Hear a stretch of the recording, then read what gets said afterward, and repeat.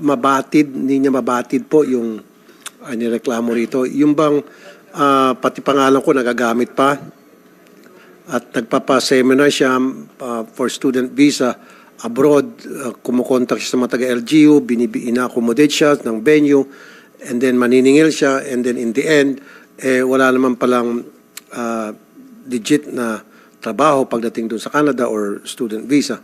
At inilapit po namin ito sa NBI, and I believe NBI got hold of the case. So gusto ko lang po makakuha sa ng update, ma'am. Sir, if the agent on case may be allowed to give his testimony or Thank you. regarding the matter. Thank you, Thank you sir. po. And agent, please state your name, sir. Good afternoon, Your Honor. Good afternoon, everybody. I am Agent Paul Fred Pitumbali. I was the person tasked to file the case against the PCVC in the opportunities abroad, Your Honor. We filed the case already, Your Honor. Up to now, up to last week, actually, Your Honor, I was informed by the complainants that the case is still pending for resolution before the Department of Justice, Your Honor. We filed a case for illegal recruitment and staff, Your Honor. Okay, how long has it been since the case or cases were filed, and up to now it's awaiting resolution?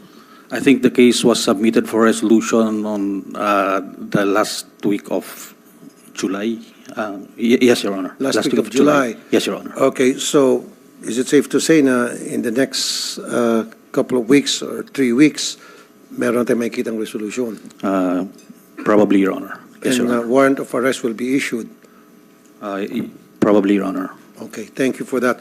Sige po, thank you po, Agent Tumbali. So asahan ko po yan, abangan ko po yan na maybe August, by September, middle of September, meron na pong resolution at meron na pong warrant of arrest. Kasi ayoko naman po na patuloy pa rin po sa paggawa ng illegal, ito pong Pinoy Care, pagpapaseminar, pag-recruit, parang hindi siya natakot. Diba? Pero kung meron ng warrant of arrest, titigan sa po siguro.